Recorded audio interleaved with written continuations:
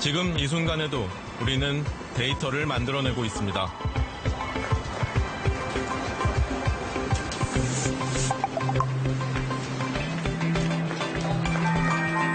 국내 5천만 대가 넘는 스마트폰이 켜져 있는 것만으로도 데이터는 끊임없이 생산됩니다.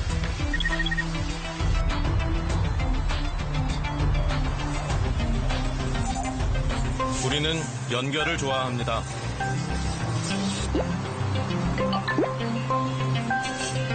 스마트폰이 채워주는 우리의 욕망도 데이터가 되고 있습니다.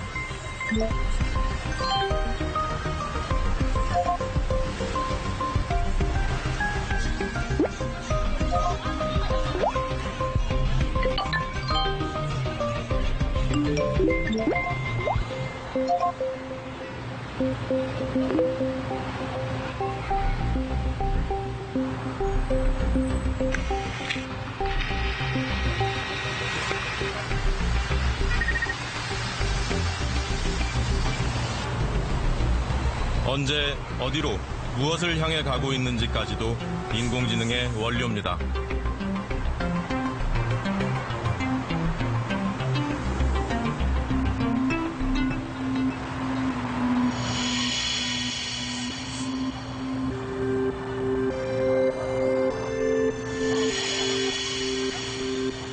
내가 만든 정보들은 어디로 가는 걸까요?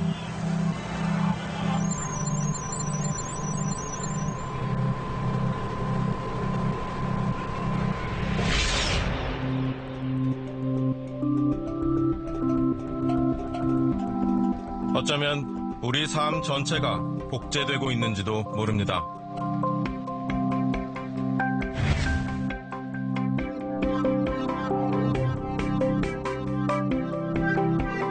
우리가 살고 있는 곳은 어디일까요?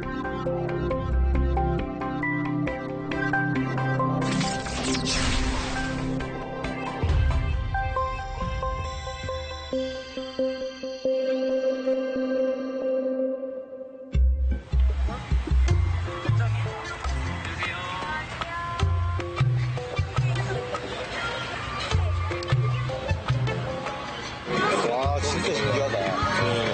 이렇게. 어떻게 아는 거지? 네. 이런 것도 어떻게 알았는지 참 신기하네요, 진짜. 이런 기능이 있는 거 처음 알았어요.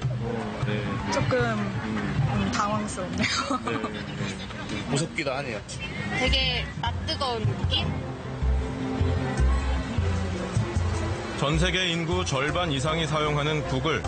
우리를 얼마나 알고 있을까? 세상에. 뭔가 괘씸한 느낌?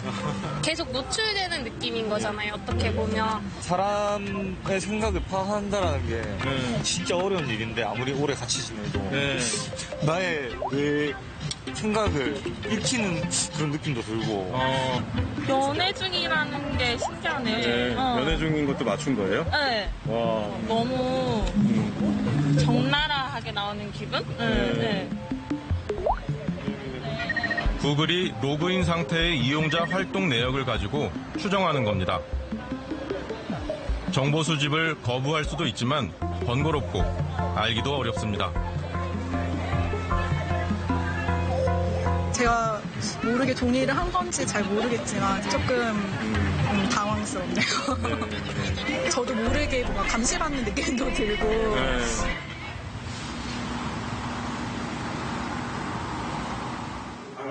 기자의 구글 계정을 전문가와 함께 자세히 들여다봤습니다.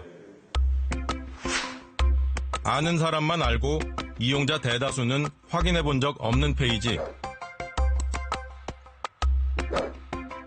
기자의 연령대와 성별, 관심사는 물론이고 가계 수입, 결혼 여부를 알고 학력에다 회사 규모까지 모두 추정해냅니다.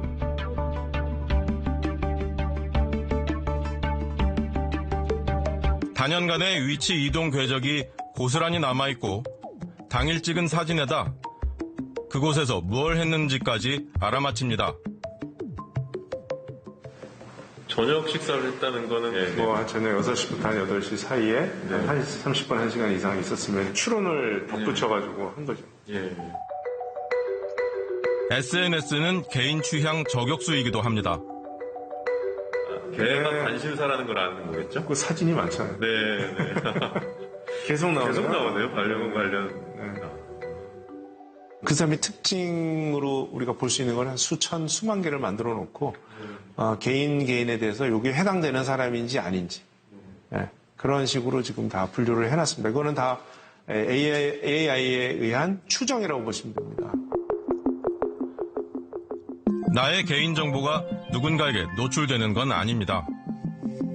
우리의 일상이 컴퓨터 처리 언어로 기록되면 취향을 비롯한 각종 정보가 분류되고 개개인에게 맞춤 서비스를 할 수 있도록 방대한 자료가 쌓입니다.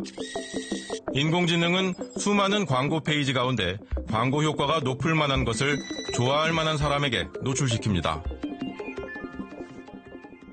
일반 소비자들은 모를 수도 있죠. 사실은 우리도 계약한 겁니다. 구글 포토도 무료로 쓰고 있고요. 지메일도 무료로 쓰죠. 검색도 무료죠. 이거를 서비스를 제공하는데 구글이 들어가는 투자액은 상상을 초월하게 많은 건데 우리에게 다 그냥 공짜로 준다는 건 뭐냐면 현금을 주는 대신에 나를 주는 겁니다. 이렇게 하는 이유는 결국은 광고입니다. 구글의 모기업 알파벳의 지난해 매출은 우리 돈 약 192조 원. 해마다 매출 7-80%는 광고에서 나옵니다. 지난해 유튜브가 올린 광고 매출만 약 18조 원입니다. 그 사람의 현재 관심사와 시간대와 위치 이 세 가지가 조합이 돼야만 가장 적절한 맞춤형 광고가 나오는 거죠. 나의 개인화된 채널이 뭐냐? 스마트폰이거든요. 각자 다 들고 다니니까. 20세기엔 없던 모바일 광고 시장은 국내에서만 3조 원을 넘어섰습니다. 광고 시장에 꽂히던 방송 광고의 하락세와 대조가 확연합니다.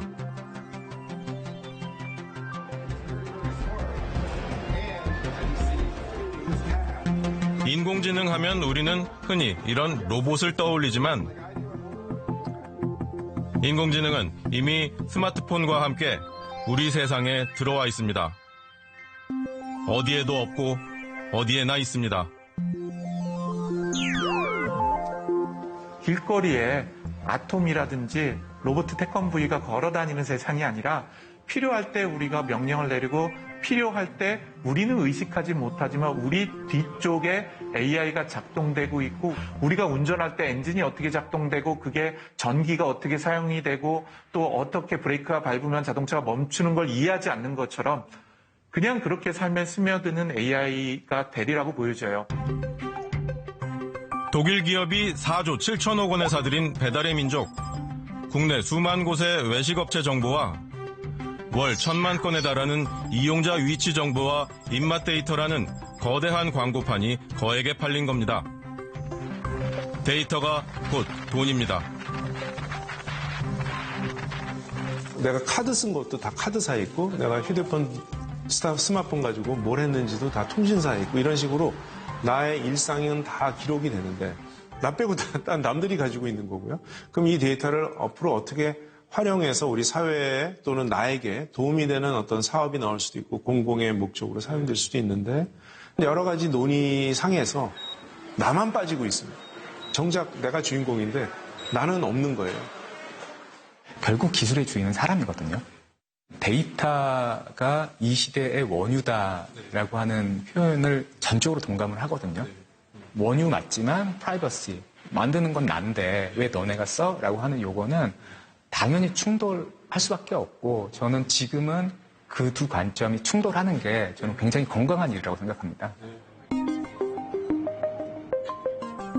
데이터가 모여 인공지능이 똑똑해지면 광고를 넘어 선택으로 이어집니다. 뜻하지 않게 제가 보고 싶었던 것 같은 그런 것들이 많이 나오더라고요. 제가 궁금한 점이 호기심이 생기니까 또 보게 되고 또 끝나면 또 넘기면 또 이거 재밌겠는데 또 보게 되고. 네. 슬며시 AI가 들어가서 개인의 행동을 학습하고 개인의 컨텐츠를 소비하거나 행동하는 패턴을 학습함으로써 더 의존성을 높이게 만들 수가 있게 되죠. 그럼 이 플랫폼에 각 개인의 맞춤형 서비스가 만들어지고 더 나아가서 플랫폼에 의존하게 되는 사람들이 많아지면 많아질수록 또 그것이 전 세계화되는 과정에서 독점성은 더 커질 수 있는 가능성이 있습니다.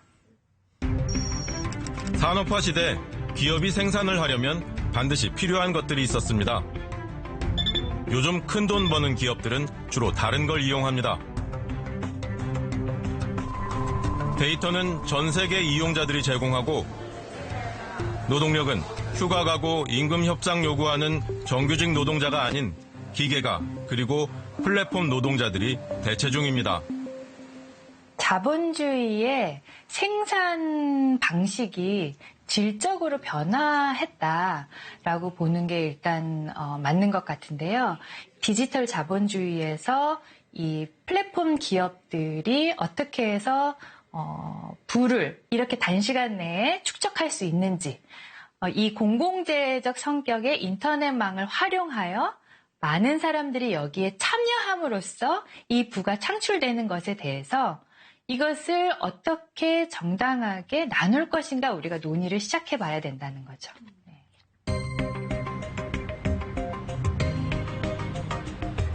이렇게 창출된 막대한 가치에 세금은 제대로 거치고 있을까? 한국인이 구글에서 앱을 구매하면 세율이 낮은 싱가포르 법인에 매출이 잡히는 것으로 알려져 있습니다.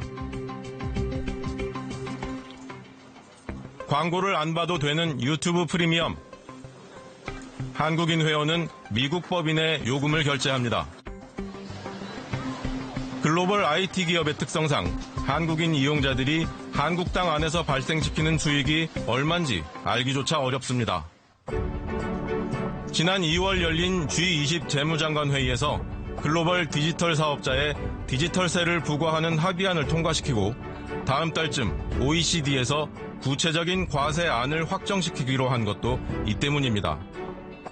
구글은 이에 대한 취재진의 질문에 OECD와 같은 국제기구가 이와 같은 토론을 하기에 적합한 곳이라는 원론적인 입장을 밝혀왔습니다. 유동인구 많은 곳에 임대료 부담이 큰 것처럼 목 좋은 인터넷 공간이라면 사업자 부담도 달라져야 합니다. 일반 지성, 일반인들의 소위 무료 노동에 의해서 이 데이터가 모이고 가치가 올라가는 것이라면 과세 형태가 되던 배당의 형태가 되던 이 부분에 대해서 규제가 지금 너무 없다는 것. 한 온라인 쇼핑몰의 자동화 물류센터. 하루 3만 건 이상 주문을 처리하는 센터 2곳이 3년 사이 새로 지어졌습니다. 거대한 창고에서 기계가 알아서 물품을 꺼내 이동시키고 주문자별로 제각각인 제품들을 빠르게 분류해 옮깁니다. 지역별 고객 취향과 위치 정보 등 데이터를 스스로 학습하는 인공지능 덕입니다. 2014년부터 사이트가 이제 오픈을 했는데요. 그러다 보니까 그때부터 좀 축적돼 있는 방대한 데이터들을 좀 활용을 하고 있습니다. 최적의 배송 동선도 고려하고 그다음에 어떻게 또 재고가 관리돼야 되는지 수요 예측까지도 함으로써 배송기사님들은 어느 걸 먼저 실어야 될지 고민 없이 내려오는 순서대로 싣고 바로 배송을 나가실 수 있게끔 하고 있습니다.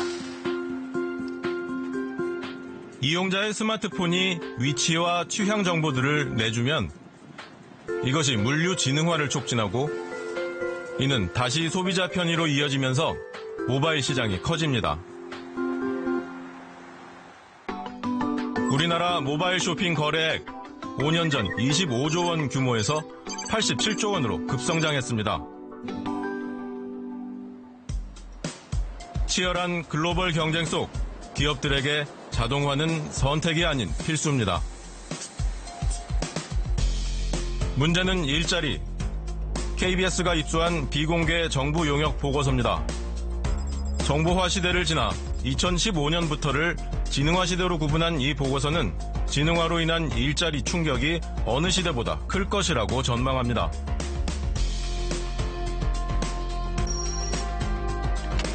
같은 사무직 안에서도 세부 담당 업무에 따라 자동화 대체 가능성을 정밀하게 분석해 신뢰도 높은 연구로 평가됩니다.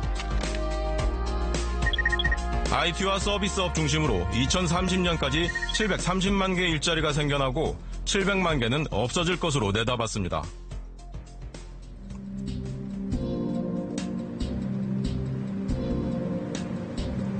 그렇다면 대체된다는 일자리와 새로운 일자리는 각각 어떤 모습일까?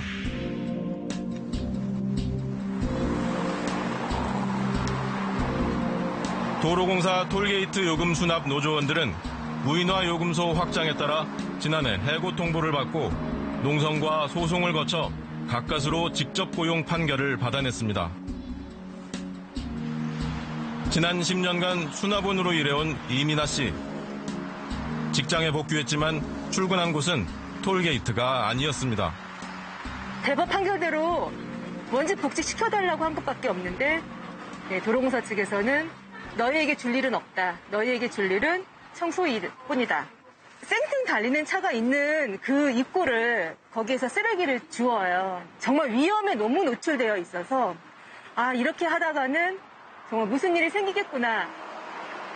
일을 안 할 수가 없으니까 일을 하고 있는 제 자신이 굉장히 서글픈 마음도 있고 무인화의 거침없는 속도가 직원들이 합당한 업무로 전환할 시간까지 빼앗아가는 건 아닐까?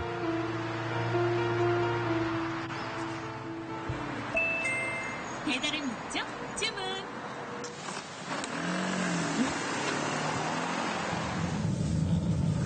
저녁 식사 배달이 몰리기 시작하는 오후 6시.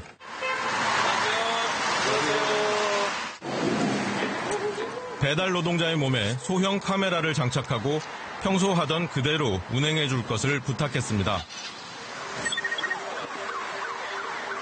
가면 되죠? 취재 차량은 따라갈 엄두를 내지 못합니다. 이제 시간과의 싸움.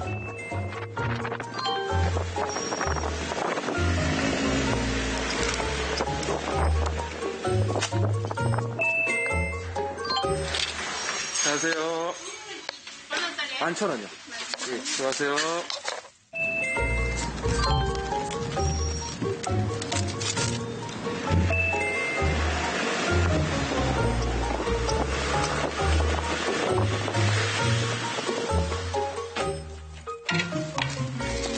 예, 알겠습니다.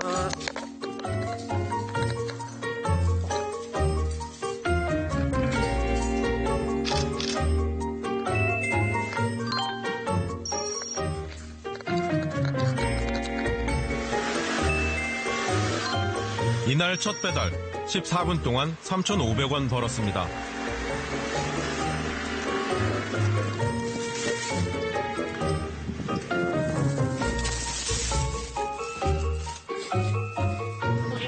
예, 고객님 댁에 안 계세요?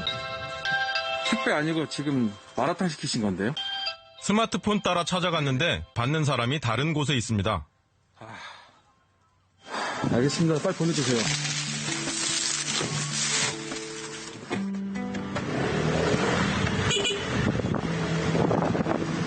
그거 어디야? 계세요? 황금 시간대 10분을 허비했습니다. 차선 끼어들기도 다 해야 되고 인도주행뿐만 아니고 그다음에 횡단보도도 그냥 무시하고 건너야 되고 그렇게 안 하고 지킬 거 다 지키면 어떻게 되는 거예요?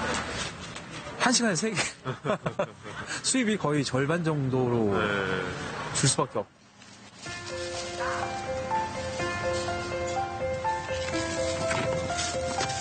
2시간 동안 12건 배달에 4만 원 벌었습니다. 여기서 건당 200원씩의 수수료와 오토바이 임대료, 회사와 절반씩 부담하는 산재보험료, 그리고 소득세를 냅니다. 소득은 철저하게 배달 건수로만 계산됩니다. 거의 12시간 정도 타는 거거든요, 하루에. 오토바이에서 오르내려 하면 오른쪽 다리가 이렇게 땡기더라고요. 걸을 때 오른다리에 힘이 안 들었어가지고 한 5일 정도 입원했었습니다. 그래서 아예 공쳤죠. 일 못하면 바로 마이너스고요.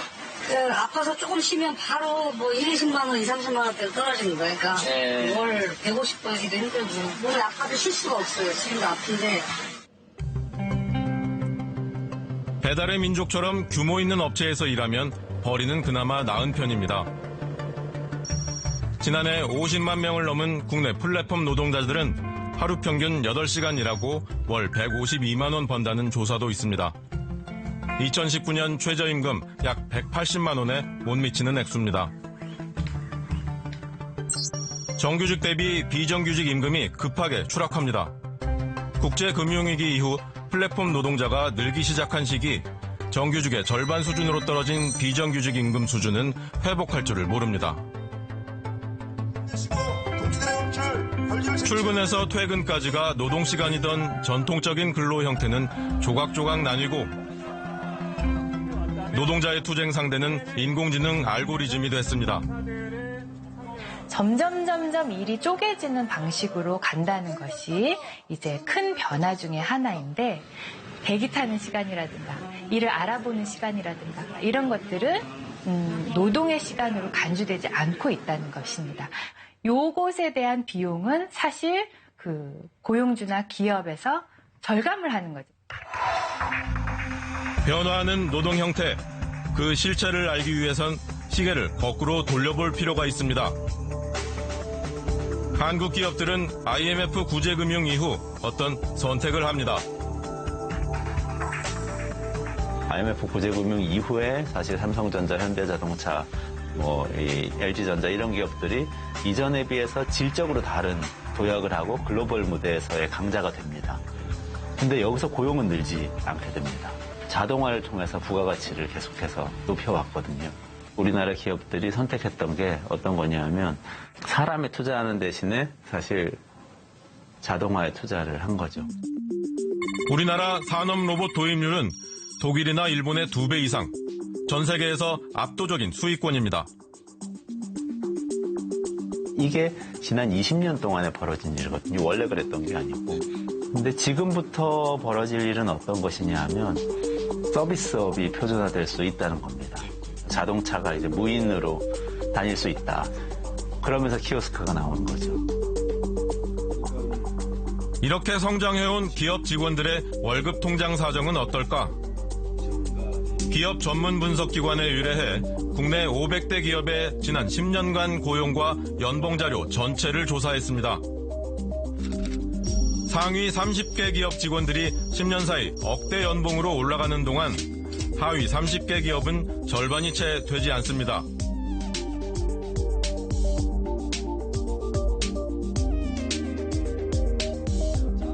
눈여겨볼 대목은 이들의 업종입니다.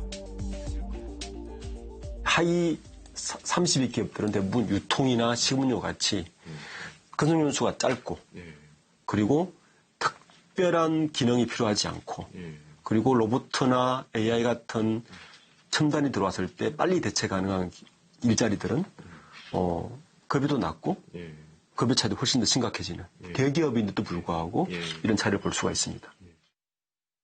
그 자동화나 AI 이런 기능들이 빨리 도입되는 것이 금융, 통신, 에너지 이쪽이죠. 이러한 기업들을 보면 그러니까 직원 수가 주는 대신에 남아있는 사람들이 훨씬 많은 소득을 가져가는 구조를 가지고 있고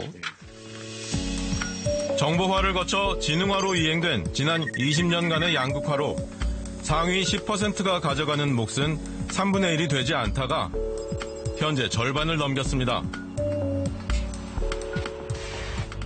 지능화 시대에 창출된 부는 어디로 모일까? 10년 전 멕시코 카를로스 슬림이 세계 1위였습니다. 빌 게이츠가 선두로 올라섰다가 지능화 시대에 들어서자 아마존과 페이스북 창업자가 치고 올라옵니다. 현재 1위는 제프 베조스. 스마트폰의 시대, 정보통신 업종이 얼마나 막대한 부를 가져가는지 한눈에 보입니다. 10년 전 에너지나 명품 의류 등 전통 산업 갑부들이 포함되어 있던 명단과 대조됩니다. 자산 10억 달러 이상의 슈퍼부자는 전 세계 2천여 명, 46억 명 인구의 재산을 합친 것보다 많이 갖고 있습니다.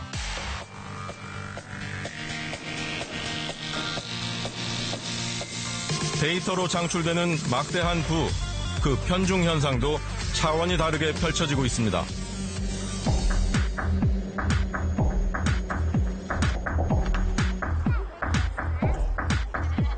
취재진은 디지털 자본주의의 진원지 미국 실리콘밸리를 찾았습니다.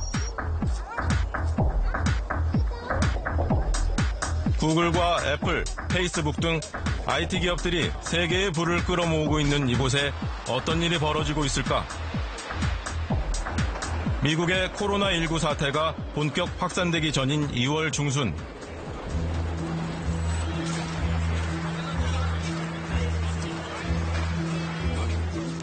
도심 어딜 가나 노숙인들이 즐비합니다.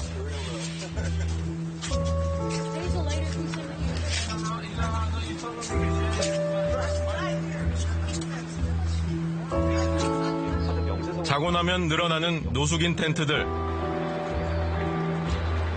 아이 셋 딸린 여성 노숙인은 단속경찰의 눈치를 보느라 진땀을 뺍니다. 어린이들이 놀고 있는 샌프란시스코 시청 근처 대로변.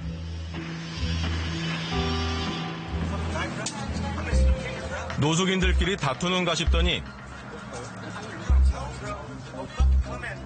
조용히 걷고 있는 취재진을 향해 갑자기 달려듭니다.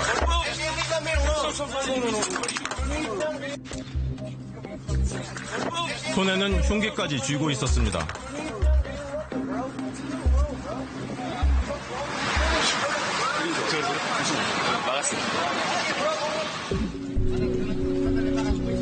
노숙인 문제가 최대 골칫거리인 도시. 미화원들은 아침마다 분변을 치우느라 바쁩니다. 분변이 있는 곳을 알리는 스마트폰 앱까지 등장했습니다. 최근 노숙인들이 늘고 있는 미국 내에서도 이 지역의 증가세는 압도적이어서 지난해에만 2만 명 늘어 15만 명을 넘겼습니다. 이 지역의 소득 격차가 미국 내에서도 가장 큰 폭으로 벌어진 것과 연관이 깊습니다. 최근까지 노숙자로 지내던 한 시민을 만났습니다. If you were paying $900 for a small, tiny room, like, oh, well, I could actually charge $2,900, bring in 10 wealthy people. 금융위기 이후 실리콘밸리에서 성공한 이들이 앞다퉈 부동산을 사들였고 고액 연봉자들이 모여들면서 집값이 치솟았습니다.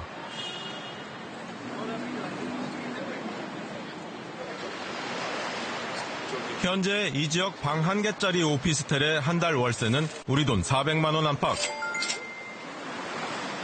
There's a lot of, as we've seen a lot of wealth come in, we've seen a lot of the middle class get pushed out. But then for people who are poor, don't have the means or the luxury to be able to relocate. It's from tech as well as other large businesses. 실리콘밸리 부자들은 어떤 집에 살까? 한 IT 기업 임원이 사는 것으로 알려진 저택이 매물로 나왔습니다. 주변이 한눈에 내려다 보이는 조망권. 초호화 거실과 주방이 곳곳에 배치돼 있고 영화관에다 실내 풀장까지 갖췄습니다. 이 집 같은 경우는 4면이 전부 다 뷰가 있어요. 그리고 네. 땅이 굉장히 넓기 때문에 네. 현재 실리콘밸리 중에서 가장 비싼 집이 바로 이 집이에요. 매물 가격은 우리 돈 490억 원.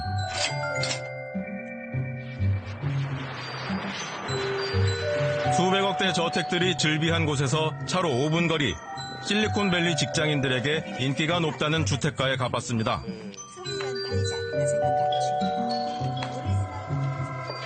방 2개에 욕실 하나, 1970년대에 지어진 집입니다.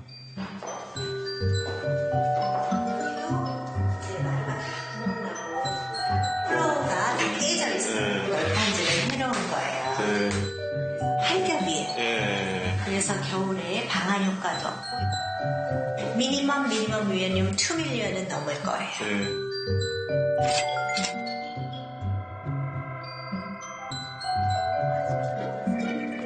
이 지역에서 19년째 부동산 사업을 하고 있는 아이린 서 씨도 최근 몇 해 사이 폭등한 집값에 놀라고 있습니다. 집을 사고 싶습니다 해서 제가 투어를 한번 나가면 전부 기절들을 하세요. 구글에서 빌리지를 개발한다고요. 굉장히 큰 땅을 사들였어요. 그래서 그 지역도 3배의 가격 상승을 하고 있습니다. 돈들을 다 모아서 재투자하는 거는 지역 부동산이 웬만한 주식 상승률보다 훨씬 윗돌고 안정적이기 때문에 제2의 부동산, 제3의 부동산을 많이 사시고 계신 것 같아요.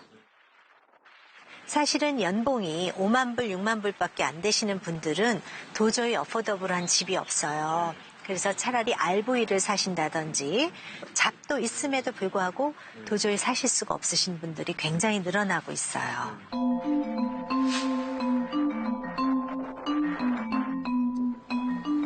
레저용 차량 72대를 수용하는 주차장, 빈자리가 없습니다.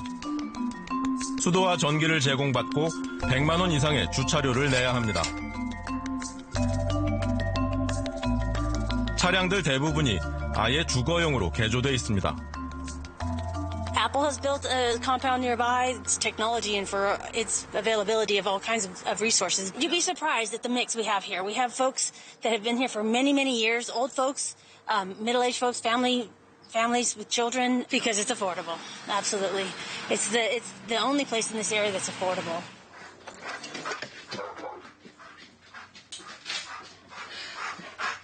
청각장애인 본스타인 씨도 최근 학교 교사라는 번듯한 직장을 구했지만 집을 구할 수는 없었습니다.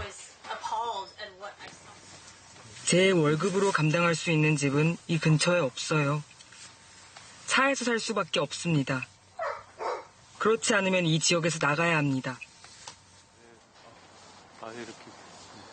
실리콘밸리 주변 어딜 가든 주거용 차량의 행렬이 이어집니다.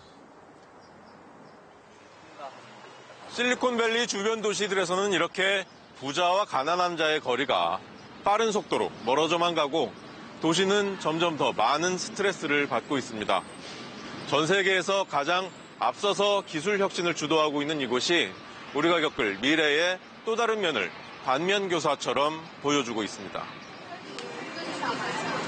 이곳에서 기본소득론이 활발해진 것도 이 같은 양극화가 도를 넘었기 때문입니다. We should explore ideas like universal basic income to make sure that everyone has a cushion to try new ideas. If my assessment is correct, and they probably will happen, then we need to say, what are we going to do about it?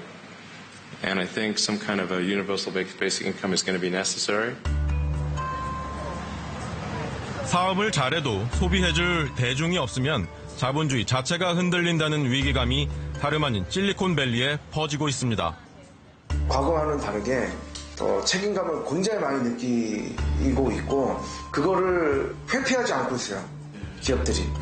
마이크로소프트 빌 게이츠 같은 경우도 돈을 우리 세금 더 내겠다 오히려 내 돈 좀 받아줘라고 하는 이유가 그 사람들이 착해서가 아니고 그렇지 않으면 우리가 비즈니스가 연속되지 않고 비즈니스가 붕괴되고 내 사업 기반이 무너지고 더군다나 소비자들이 그런 걸 원하기 때문에 가는 거거든요. 전 국민에게 일정 금액을 조건 없이 정기적으로 지급한다는 기본소득. 세계 곳곳에서 관심이 높아지는 이유는 이처럼 기술이 자본주의의 운영 방식 자체를 바꾸고 있기 때문입니다. 실리콘밸리에서 차로 약 1시간 거리에 있는 작은 도시 스톡턴.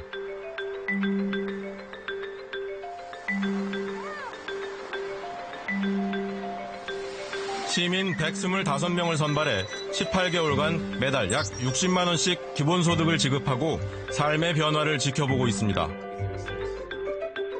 I am paying down debt with the money, but because I have this, I'm overly eager to get everything. Like,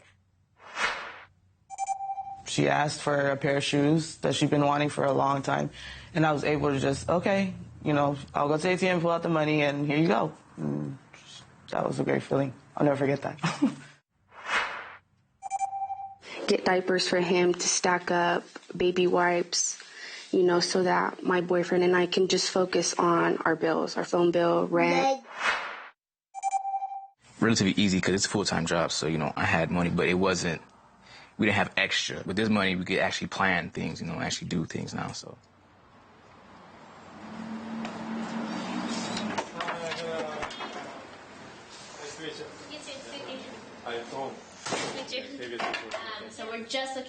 기본소득 반대 측의 우려처럼 수급자들은 게을러지지 않았습니다.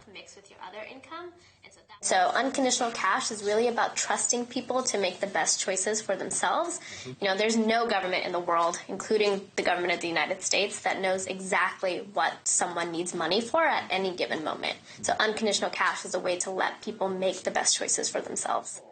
And so this is people are going to start losing their jobs over time with AI. So this problem is most likely going to compound over time. At the country level, hopefully it would give individuals confidence and empower them. 핀란드 정부는 실업자 2,000명에게 매달 약 70만 원씩을 주는 2년간의 기본소득 실험을 진행하고 지난달 결과를 발표했습니다.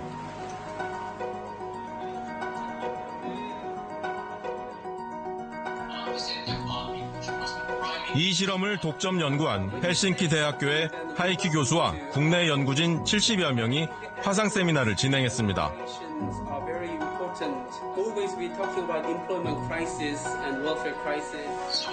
복지 수준이 원체 높은 나라여서 고용률 상승은 미미했지만 자신감과 공동체 신뢰 등 삶의 질 전반이 개선됐습니다.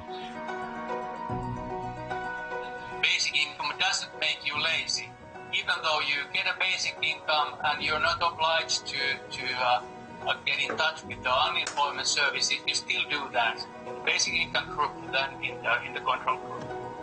So there was also a higher generalized trust and institutional trust, confidence in the future and self-confidence. 세계 최고 수준의 복지 국가가 기본소득에 주목하는 이유는 옛 제도가 새 문제에 대응하지 못하기 때문입니다. 20세기 초반의 서구 같은 경우는 이제 그 전혀 산업사회를 기반으로 했을 때 도입된 제도를 가지고 이렇게 많이 변한 사회에서 이걸 하다 보니 우리나라에서도 이미 나오고 있지만 국민연금이나 고용보험에 가입된 국가의 그 공공보험에 가입된 사람들이 안정된 사람이 더 많이 가입되고 있고 실제로 국가로부터 보호를 받아야 될 사람들은 오히려 더 광범위하게 배제가 되어 있는 상황이 있고요. 이제 이런 것들을 기존의 제도들, 특히 이제 실업보험이나 실업급여 제도 같은 것들이 이런 문제를 풀지 못한 것 같다라는 이유 때문에. 이때마다 단골 손님처럼 등장하는 반론, 왜 부자에게까지 돈을 주나?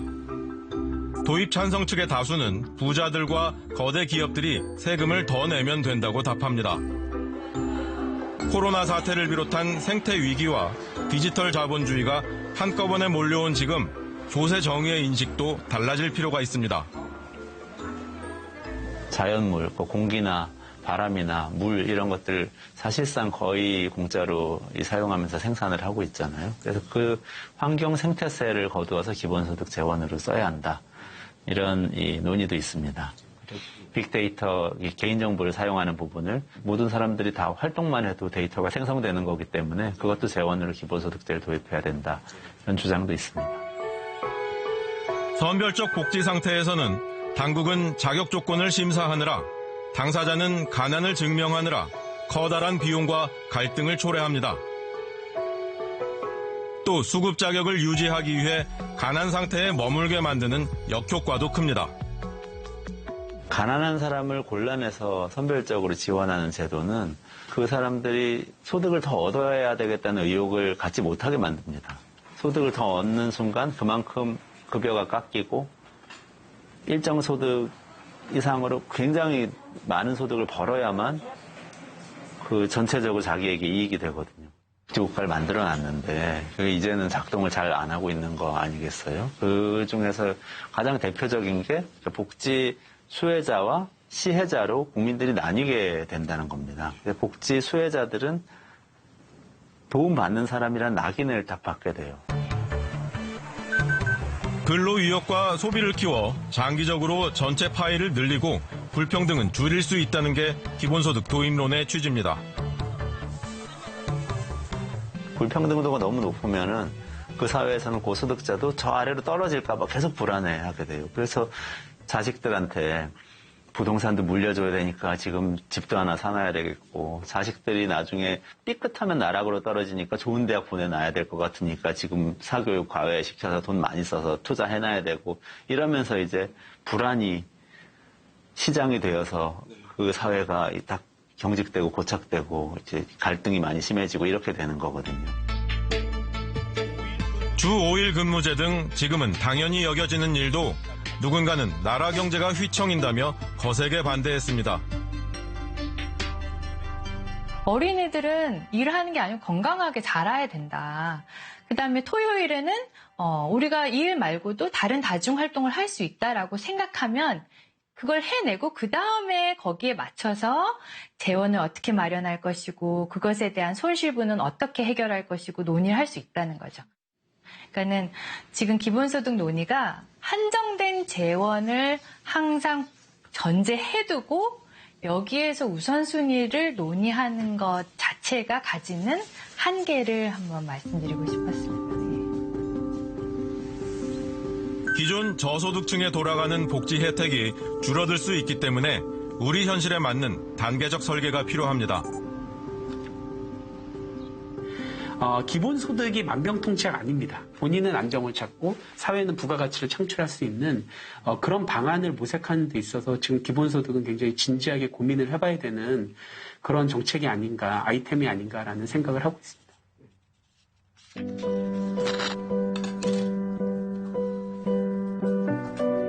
셋째 출산이 임박한 최신은 씨에게 진통이 찾아왔습니다.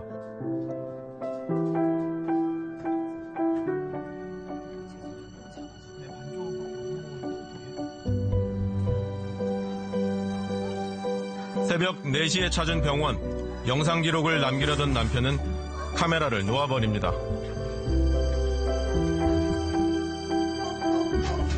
아니 사모님 저를 따라해보세요. 힘들어가는 거 알아요.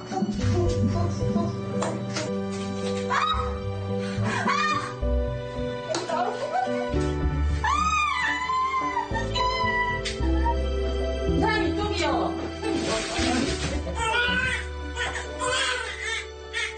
아이 아빠가 이제야 카메라를 듭니다.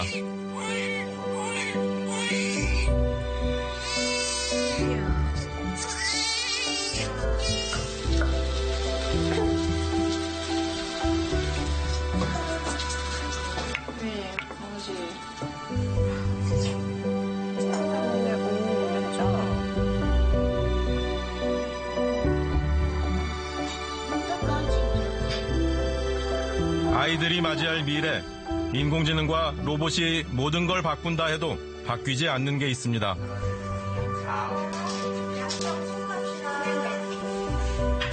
진짜 힘든데 이제 아이들을 만지고 막 아이들이 저를 보고 웃어주고 이러면은 제가 거기서 행복감을 느끼고 보람을 느끼기 때문에 그 부분은 저는 로봇이 해줄 수는 없다고 생각을 해요.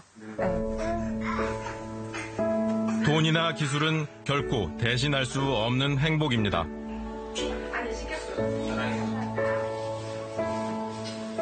카네이션을 저한테 들고 오면서 엄마 낳아주시고 길러주셔서 감사합니다 이렇게 하더라고요. 근데 제가 진짜 눈물이 너무 이렇게 핑 나는 거예요.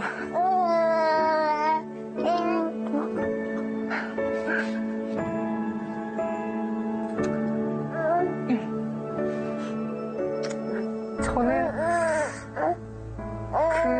말 한마디로 또 힘들다가도 또 아이를 또 이렇게 안아줄 수 있게 되는 것 같아요. 진짜 감동이 올 때가 되게 많아요. 네. 그래서 그런 말로 이렇게 좀 버티는 게 있는 것 같아요. 뿌듯하고. 네. 부모님 은혜 감사합니다. 엄마 아빠 사랑해요.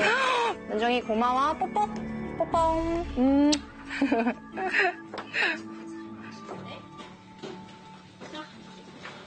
넉넉지 않은 살림살이, 기초수급 차상위 지원을 알아봤지만 근소한 차이로 자격이 되지 않았습니다. 집도 차도 사실은 없는 상태고 오로지 이제 월급만 250만 원을 받고 있거든요, 남편이. 근데 5인 가족 기준으로 245만 원이라서 이제 안 된다는 거예요. 5만 원을 더 버셔서 못 받으시는 건데요? 네, 뭐 그렇죠. 그래서 이제 구청에서 전화가 왔는데 어찌됐건 월급에 찍히는 게 250만 원이기 때문에 기준에 안 되기 때문에 안 된다. 이번에 코로나 사태 때 좀 이렇게 정부에서 주는 그 돈이 굉장히 저는 반갑고 도움이 많이 됐었거든요. 너무 저는 감사하더라고요.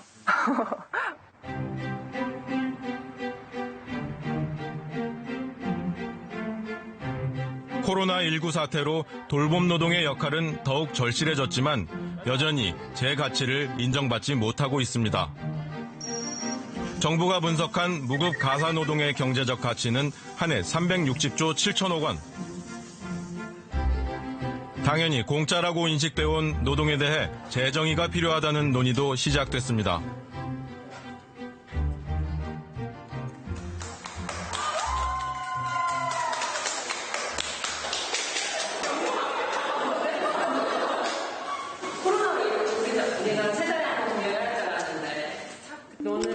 프리랜서 정성은 씨는 직업이 한두 개가 아닙니다.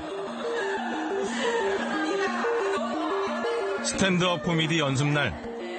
셔츠 이렇게 막 이러고 앉아있는 뒷모습 도망가야겠어.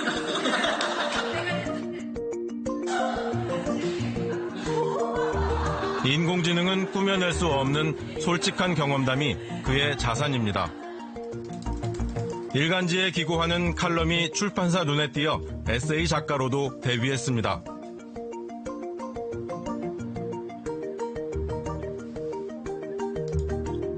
기업이나 단체의 의뢰를 받아 영상 콘텐츠를 만드는 등 전방위 예술가로 살아갑니다. 그 일을 제가 좋아하는 일들로 하고 싶거든요.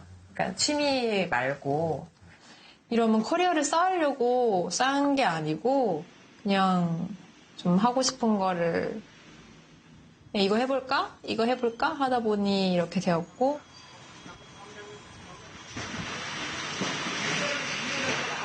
하는 일이 돈이 될 때도 있고 그렇지 않을 때도 있습니다. 자유롭게 시도하다 보니 숨겨진 재능이 발견됩니다. 막상 글쓰기 수업을 하니까 사람들이 글을 다 너무 잘 쓰는 거예요. 그래서 이게 뭔가 좀 기회가 주어지고 한번 판을 깔아서 글을 써봐라 하면 사람들이 글을 다 잘 쓰는구나. 친구들이 뭐 좋은 회사 채용 공고 뜨면 막 보내줘요. 근데 사실 웬만하면 지원을 안 하고 싶거든요. 그 이유가 혼자 일하는 자유도도 너무 좋고 아침에 눈 떠서 어디 안 가도 되는 그런 것도 되게 좋아요. 새로운 시도를 하는 이들에게 정규직 위주의 기존 시스템은 장애물일 때도 있습니다. 갑자기 막 유튜브 세상에 와서 영상의 수요가 많아지고 그러다 보니까 좀 제가 일을 많이 할수록 돈을 많이 버는 거예요. 근데 안 좋은 점이 이제 제 몸은 하나니까 막 엄청 갈아 넣는 거예요. 그래서 막 계속 밤샘 편집하고 넘어진 적이 있거든요. 그래서 그냥 별거 아니겠지 했는데 이제 꼬리뼈를 다쳤는데 너무 아픈 거예요. 만약에 아프면 이제 저는 돈을 못 버는 거잖아요. 근데 돈을 못 벌면 나는 가치가 없는 걸까? 이런 걸 엄청 고민을 많이 했고. 안녕하십니까. 시간 내주셔서 감사합니다.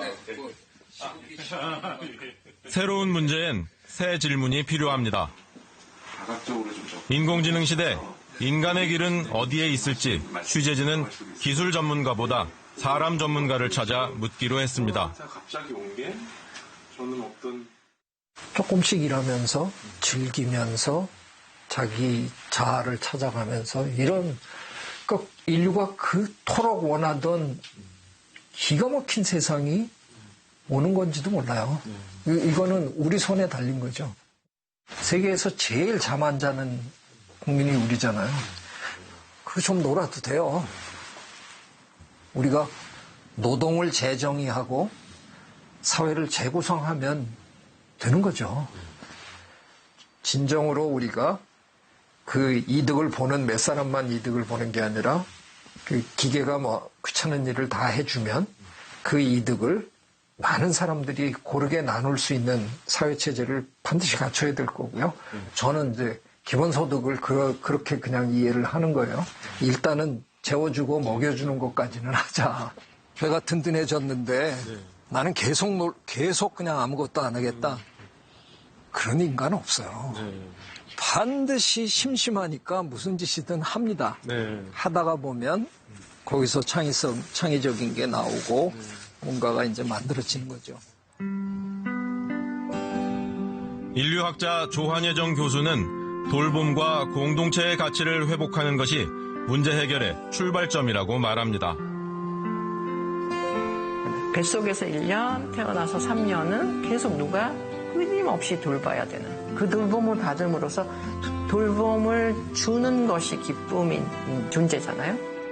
어릴 때부터 남을하고 도움을 주고받으면서 즐겁게 노는 아이들, 그런 존재들이 이제 기본소득과 기본적인 주거들 일정하게 주어지면서 우리가 이 세상 문제를 풀어야 돼 라는 생각을 하게 하는, 사회 전체가 산업사회하고는 달리 직장을 스스로 찾고 만들어야 되는 시점인데, 사회나 국가가 그걸 못하고 있으면 일정하게 돈을 줘서 그 시간을 제공해야 된다는 거죠.